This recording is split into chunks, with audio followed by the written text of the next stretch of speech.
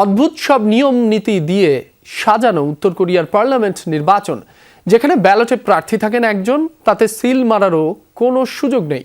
সুন্দর পোশাকে কেন্দ্রে হাজির হয়ে ব্যালট ফেলতে হবে বাক্সে। অংশ নিতে হবে ভোট পরবর্তী উৎসবেও। সরকার নির্ধারিত প্রার্থীর বাইরে ভোট দেওয়ার কোনো সুযোগই থাকে না ভোটারদের। রোববার অনুষ্ঠিত হয়েছে উত্তর কোরিয়ার পার্লামেন্ট সুপ্রিম পিপলস অ্যাসেম্বলির নির্বাচন। নির্মাণ কাজেও আমি বেছে নেই CSRM TMT 500W, committed for better still.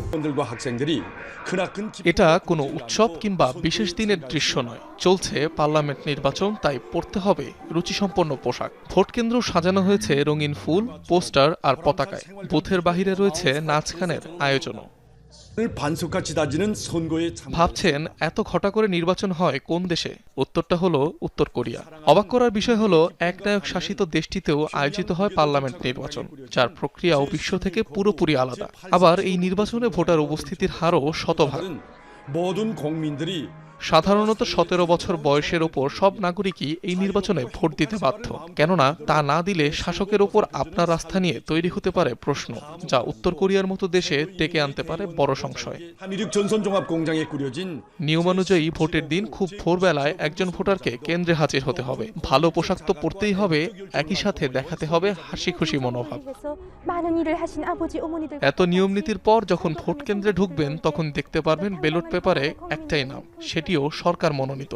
নেই কোনো বিকল্প, কষ্ট করে কোনো ব্যালটে টিক বা সিলও দিতে হবে না ভোটারকে। শুধু পেপারটি খোলা ব্যালট বাক্সে ঢুকাতে হবে। কেন্দ্রে বুথ থাকলেও তাতে সন্দেহ তৈরি হওয়ার শঙ্কায় কেউ প্রবেশ করে না। আবার ভোটদান শেষে কেন্দ্রের বাইরে গিয়ে ভোটাররা একত্রে আনন্দ প্রকাশ করবেন।